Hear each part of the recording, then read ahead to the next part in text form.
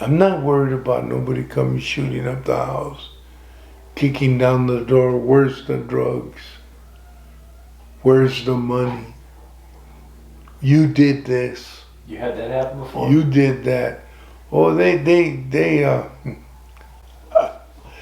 people have tried to kill me for so long. This is death. This is death in somebody's hands. But this is life. Life everlasting. They wanted me to go to meetings with them before the event. And I went and they're, vote for Trump, vote for Trump, vote for Trump. And I said, I would look at them and I said, I ain't voting for Trump. Oh, you're going to vote for Bernie, the communist, you know. I said, I'm not voting for Bernie. So you're going to vote for Biden? That guy's no good. If he's going to ruin the... So I'm not voting for... So my guy didn't make it. I said, what do you mean? I said, Jesus Christ wasn't on the list. And I told him, wait a minute. They took my voting rights away a long time ago. I've never voted. I can't vote. The government took my voting rights. Do you have 2 strikes? Yes. I think it was because when I did some things, they, on 5, where they're walking through this gate and there's some porches with water and there's all these sick people there. At a certain time of the day, an angel comes, touches the water or whatever he does, and whoever gets in there gets healed. I don't care what it is. And so Christ is coming through the gate and he looks and there's this guy there who's been sick a long time, cripple. Like me, I was a cripple until I said yes. Maybe you're a cripple today. I don't know. But this is what the guy said. He said, I've been here a long time and, you know, every time I try to get in the water, somebody gets in before me. I have no one to pick me up and put me. He made an excuse. So this is what I'm going to say to you. What excuse do you got?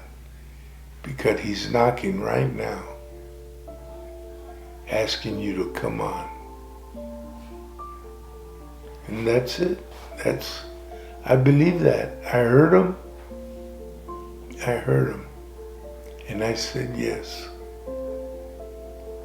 And I have my little house. I have my little truck. And I'm happy. Because he's made me happy. I'm not worried about nobody coming shooting up the house, kicking down the door. Where's the drugs? Where's the money? You did this. You had that happen before? You did that. Oh, people have tried to kill me for so long. And I'll tell you another thing. I want you to hear this part. Twice the doctor, since I've been saved, since I became a chaplain, since I'm serving the Lord, twice the devil has tried to take me out. One time here, I had to go to emergency. The doctor said, you know, your husband's dying. When I rented that ship, I got sick. And I told my wife, yeah, I think we better go. I don't feel. And then my wife didn't want to go. No, my daughters are here. I said, no, I think we better go. Something's wrong. We had rented a room. And we're in the room and I was bouncing. I was shaking so hard. And we asked for more blankets. And my kids came up there, my daughters, and said, no, Mom, don't listen to them. Call the ambulance.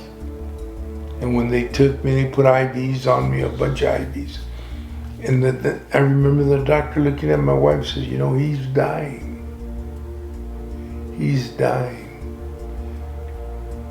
He's dying. But God didn't let me die. I want you to know that twice. Serving the Lord, heart and soul. And yet he didn't let me die. I want you to understand that. You know, a lot of people say, well, so-and-so died. You know that it was his number. When you're called, you're called. What's more powerful? Either the cross or the blade? It's the cross. This blade is nothing.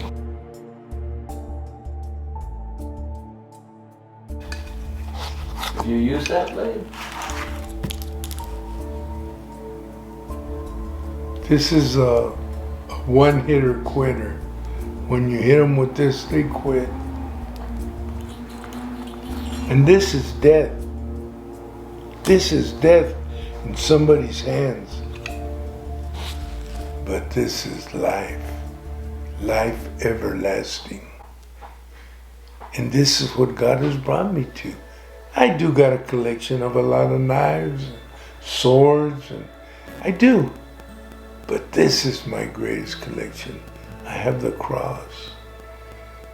You know, Jesus, I'm never alone because Jesus Christ is on the throne. And when I talk to him, he listens. And he's waiting for so many of you. So many of you. You know, if he had to get me to serve him with love and affection, he came for me. Can you imagine how desperate God is that he had to pick up a trash can and reach underneath and pull me out? He said, son, I have something for you to do. That's how desperate God is. For what I was, I am not, and I'll never be. But he knows it's the end times, and he's trying to save you. I don't care if you're an addict. I don't care if you're alcoholic. I don't care what biker, 1%er. I don't care what you are. You know, I don't care if you're undercover Christian. You gotta come to the light. Time's short. That's all I got. Time is short. You know, I see my kids. Man, I ruined them. So many of them I ruined. Some of my grandkids, my great-grand, I ruined them. I ruined them. I want to be like you, Grandpa. Go to church. No, not that one. The other one. I want to be like you, Grandpa. And inside of me it hurts so much because I pray that they never come close to what I was. That they'll never know what it is I did. All I can do is pray.